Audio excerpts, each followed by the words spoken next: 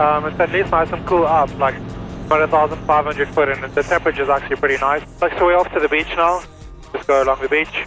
Nothing crazy, no crazy hidden runways or anything. I think this year what we did do is, I think we flew like 50 hours or so, which isn't a lot for the type of flying, or the amount of flying that we usually do. You know, so we did some cool stuff. We went and found a bunch of hidden runways. We also found which runways are closed underwater. So those videos are here. You can go, like, I'll drop those videos down and the links below. There's a bit of a playlist going on there.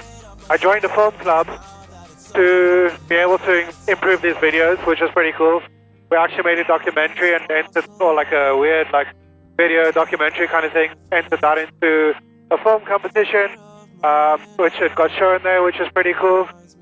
Flew 50 hours. I got my son involved in aviation. Like, we got him to the hangar. We washed the plane a couple of times. In terms of maintenance, I didn't have anything crazy break this year. The plane's been sort of good.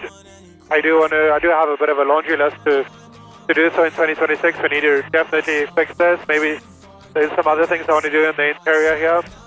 We flew some radar control planes, jets, got back into that quite a bit.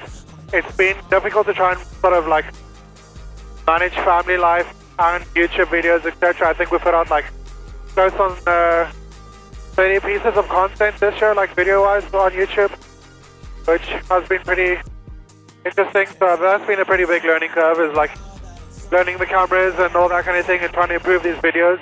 I think coming back to that, I did have to make a couple of sacrifices, obviously family, money, that kind of thing. I didn't fly as much as I really wanted to this year. And I think that's okay, because life happens. This is real, and I think that's what this channel is supposed to portray. It's not like any crazy hype. This is the real aviation. This is what it's like for a normal guy to own an airplane. I'm sort of wondering if we go around Robben Island. So Robben Island is a heritage site. I think it's one of the more beautiful flights you can do. You know, I think most of the flying is decision making all the time, be it bush flying or just a scenic flight like today. You know, what I'm doing is I'm on the way to Robben Island, which is the island over there. You have to fly over open water. So now I'm checking the wind as we get closer to see like what the wind is actually doing. Because obviously you don't want a headwind somewhere, you know, because you get stuck, you have a problem.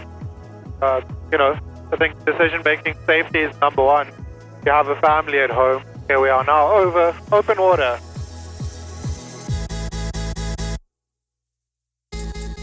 Sitting in a little Bushbaby, like 2,000 foot over the open ocean. I think if I had an engine failure, I'd probably just pin it down here. Stuck, you'll have to get a boat to come and help you out. This definitely feels a lot more sketchy than normal. I see there's actually cars on the runway. It'd be super epic if they're actually rebuilding the runway. Like, I'd be able to land the Bushbaby there from what it looks like.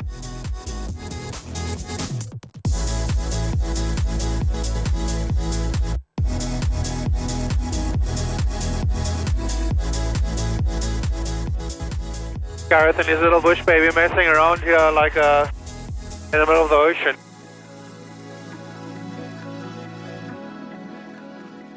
I think we should probably start heading back. So we have this CTR over here, like we can't go too high here because we have international airspace above us, but what a beautiful view that is. I don't know if you can see. There's so many ships out here. This is so cool, but it's also so freaking scary. I don't know why I did this to myself.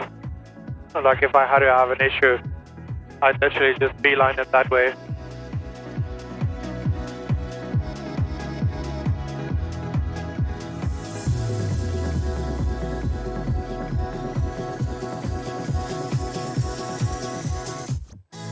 Also, don't want to descend too much because we've got these tight borders over here, which tells me that the wind is absolutely smashing it.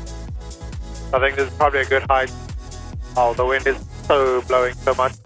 It's blowing like 30 miles an hour over here. Check how quick that turn is. Wow. That is mad. Okay, my ground speed is 110. There's like a 30 mile an hour wind here. No wonder I felt like I was flying nowhere.